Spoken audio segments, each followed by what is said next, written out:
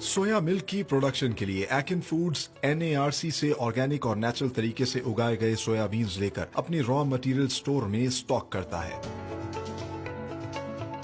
Raw material store में sunflower और canola के बीज भी कोल्ड प्रेस ऑयल एक्सट्रैक्शन के लिए स्टॉक किए जाते हैं।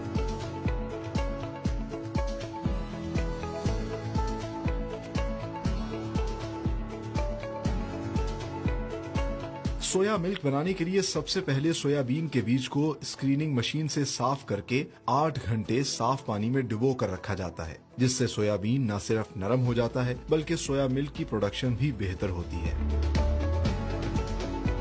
एकिन फूड्स में लगे state of the art RO plant से इंटरनेशनल स्टैंडर्ड्स के मुताबिक साफ सुथरा मिनरल वाटर और सोयाबीन को ग्राइंडिंग मशीन में एक खास मिकदार तक डाल दिया जाता है। ग्राइंडिंग मशीन न सिर्फ सोयाबीन को अच्छे से ग्राइंड करती है बल्कि एक खास टेम्परेचर तक हीट के जरिए पेस्चराइज करके बैक्टीरिया फ्री कर देती है।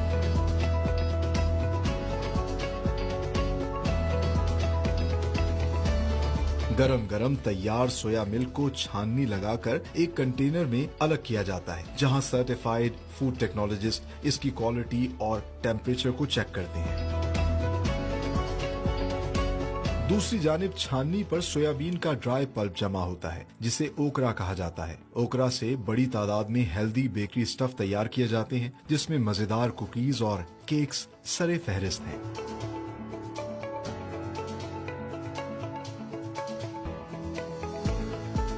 सोया मिल्क की तैयारी के बाद फ्लेवर मिल्क बनाने के लिए सेंट्रली कनेक्टेड पाइप्स के जरिए दूध को बड़े कंटेनर में शिफ्ट किया जाता है, जहां इसमें शुगर पाउडर और फ्लेवर एक खास रेसिपी के मुताबिक शामिल किए जाते हैं। दूध को अच्छी तरह मिक्स करने के बाद होमोजेनाइज्ड फ्लेवर्ड मिल्क को चिलर में ठंडा किया जाता है।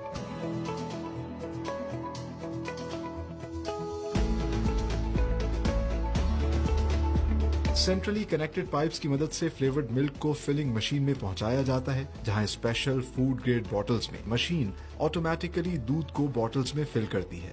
फिल्ड बॉटल्स कन्वेयर बेल्ट की मदद से पहले कैपिंग के मरहले से गुजरते हैं, जिसमें मशीन ऑटोमेटिकली बॉटल पर कवर लगाती है और फिर इंडक्शन सीलर की मदद से एल्यूमिनियम फॉइल से बॉटल को सील किया जाता है।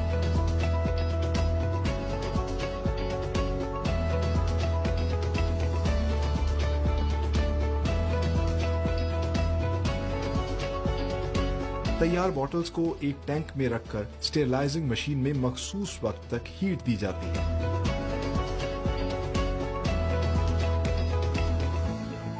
ठंडे पानी की फुहार से आहिस्ता आहिस्ता ठंडा किया जाता है। इस प्रोसेस की मदद से सोया मिल्क बॉटल की शेल्फ लाइफ बगैर किसी प्रिजर्वेटिव को शामिल किए 6 माह तक बढ़ जाती है।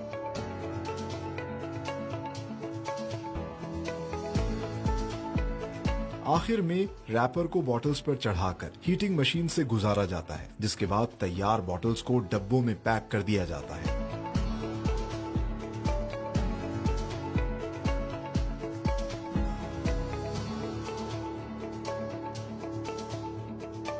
एकिन फूड्स की फैक्ट्री में सोया मिल्क का पनीर भी तैयार किया जाता है, जिसे टोफू कहते हैं। टोफू बनाने के लिए सबसे पहले सोया मिल्क को खास इंग्रेडिएंट डालकर पकाया जाता है, जिससे दूध फट जाता है।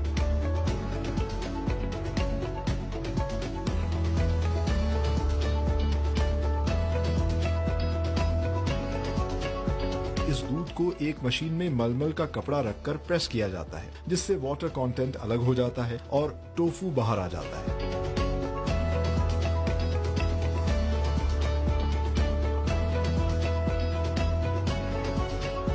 टोफू को सांचे में रखकर बराबर टुकड़ों में काटकर पैक कर दिया जाता है।